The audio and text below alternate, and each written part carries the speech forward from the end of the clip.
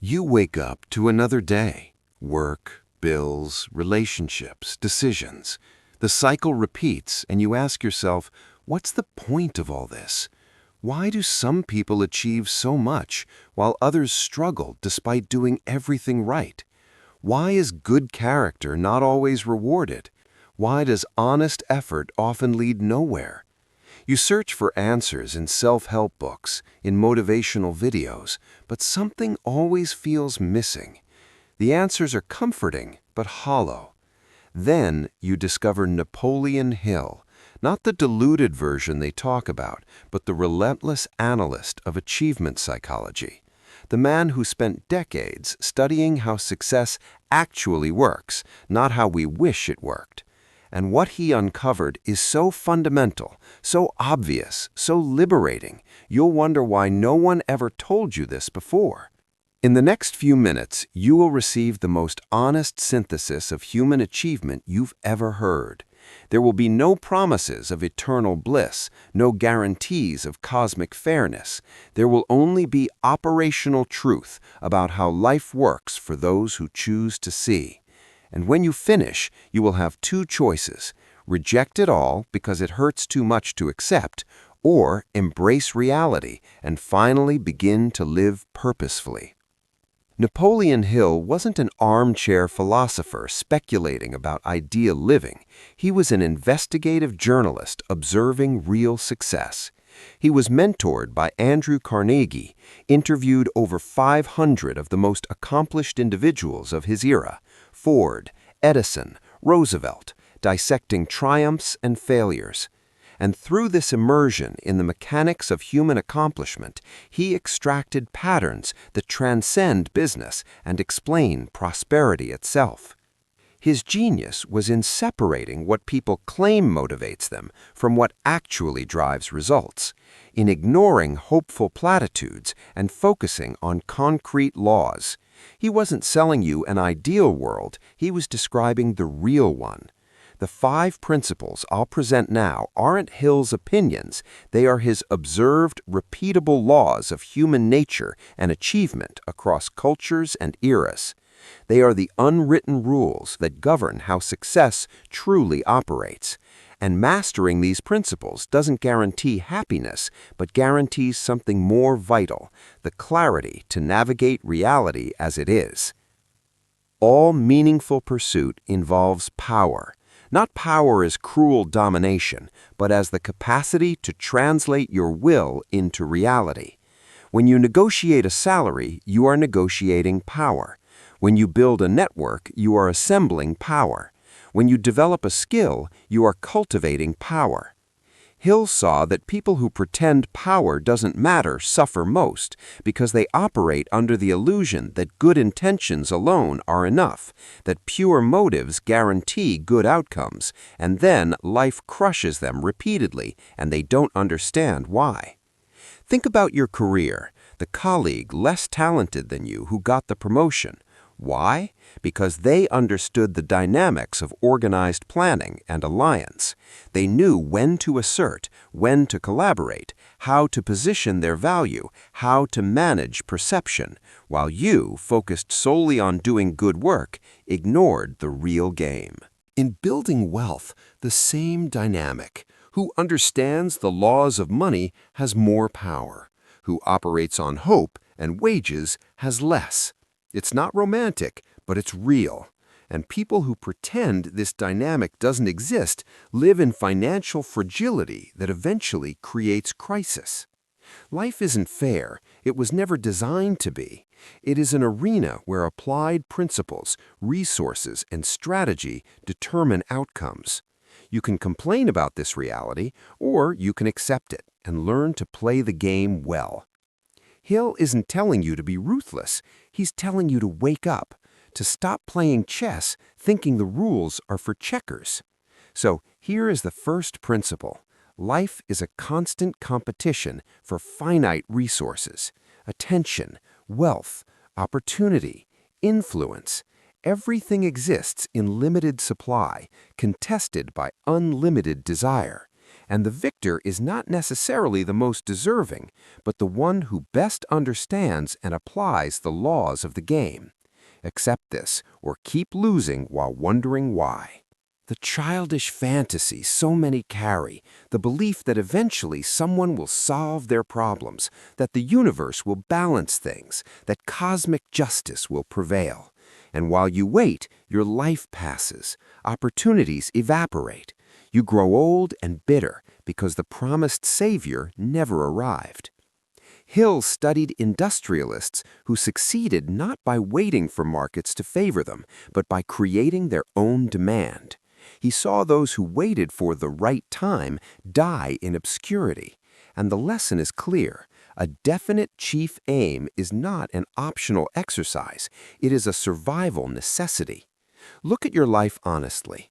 How many times have you waited for your boss to see your potential without you demonstrating it? For the market to reward you without you offering undeniable value? For luck to strike without you positioning yourself? And how many of those hopes materialized? Probably few or none, because here is the truth. No one will prioritize your definite chief aim more than you. Everyone has their own aims, their own battles. Expecting others to place your mission above theirs is an irrational expectation that only breeds disappointment. Life improves the moment you internalize this. You are the sole architect of your existence. Not your parents, not your partner, not your employer, not the government. You. Every aspect of your life you dislike is your responsibility to change. This isn't despairing, it's liberating, because it means you are not at the mercy of external forces. You don't need permission, you don't need saviors. You only need clarity on what you want, your definite chief aim, and the willingness to pay the price. And the price is always high. Relentless work, difficult decisions, endured rejection. But it's a price you can choose to pay. So, here is the second principle. You are ultimately alone on this journey, in the sense of final responsibility. You can have allies, support, love, but none of them save you. They complement the effort that must come from you first. And the faster you accept this, the faster you stop waiting and start acting. Modern society is obsessed with trying. I tried. My heart was in the right place. There's a whole culture validating effort independent of result. Hill, observing the real world of industry and empire, concluded, life judges you by your results, not your intentions. History remembers the achievers, not the well-intentioned who failed. Think of the entrepreneur with a great idea who couldn't execute and went bankrupt. Do their good intentions matter to their creditors or employees? Absolutely not. Think of a promise you made with good intentions but failed to keep. Does the other person care about what you meant to do or what you actually did? This doesn't mean intentions are irrelevant. It means you cannot hide behind them when results are negative. I tried doesn't pay bills. I meant to doesn't build a legacy. The real world operates on concrete outcomes. There's a deeper aspect. A focus on intentions is often an escape from responsibility. It's easier to say I intended to than to admit I failed to execute. But Hill had no patience for self-deception. For him, the ability to deliver results was the only real metric of value. This demands a fundamental shift. Stop asking, did I try hard enough? And start asking, did I achieve the desired outcome? If not, your intentions are irrelevant. You must change strategy, acquire new knowledge, adjust your approach. Observe truly successful people. They don't spend time justifying why they tried and failed. They coldly analyze what didn't work and adapt until it does. There's no drama about unrewarded effort. There's objective analysis. Was the result achieved? No? Then the process must change. So here's the third principle. Life is a system of cause and effect. Your actions and inactions generate specific results, and you are judged based on those results, not your intentions. Accept this brutal metric and you stop justifying effort and start perfecting execution, because results are the only verdict that matters. Hill wrote in an era of rapid industrialization and monumental human enterprise, where the awareness that time was the one irreplaceable capital informed every major decision. Titans like Carnegie acted with staggering urgency because they understood time was the one non-renewable resource. You, living in a society that distracts you from mortality, likely operate under the illusion of infinite time. Someday I'll do that. When I have time, I'll start that. And while you postpone, years pass. You wake up at 40, 50, and realize you've spent decades waiting to begin living. The consciousness of death isn't morbid, it's clarifying. When you truly internalize that you have a finite number of days, trivialities evaporate. You stop wasting time on relationships that don't nurture your aim. You stop maintaining a career that starves your soul. You stop postponing dreams because the timing isn't right. Hill saw that individuals who lived as if they were immortal made terrible decisions. They delayed necessary actions, tolerated intolerable situations, squandered golden opportunities. Meanwhile, those who kept their finite time at the forefront of their mind acted with the urgency appropriate to a life of achievement. Imagine you have 1 year left to live. What would you change? What conversations would you have? What risks would you take? What alliances would you form? What would you build? Now ask yourself, why aren't you doing those things now? Every day you wake up is one less. Every year that passes is a greater percentage of your life consumed, and it will end. In that final moment, the only thing that will matter is whether you lived according to your own definite chief aim or according to others' expectations. So here is the fourth principle, memento mori, remember death. Not to be depressed, but to be focused, to stop postponing the life you want to live, to act with the appropriate urgency. Because regrets aren't primarily about what you did and failed at, they are about what you never tried, and those are irreversible. The final lesson Hill offers is this: there are things within your control and things beyond it, and wisdom lies in distinguishing between the two. He called this mastering the interplay between your personal initiative and circumstance. Successful leaders maximized the first while preparing for the second. Most people waste energy trying to control the uncontrollable. They worry about opinions they can't change, stress over events they can't influence, obsess over a past they can't alter. This effort is destructive because it drains the energy that should be invested in what you can control. What can you control? Your persistence, your daily habits, your alliances, your mastermind group, your mindset in response to setbacks, your continuous learning. How you use your hours, whom you associate with, what you study, how you respond to circumstance, this is your realm of power. What can you not control? The market, others' opinions, past mistakes, economic downturns, sheer luck, your starting point. Trying to control these is guaranteed frustration. Hill saw individuals destroyed not by lack of ambition, but by wasting energy on the uncontrollable. They obsessed over competitors instead of improving their own product. They lamented bad breaks instead of preparing contingencies.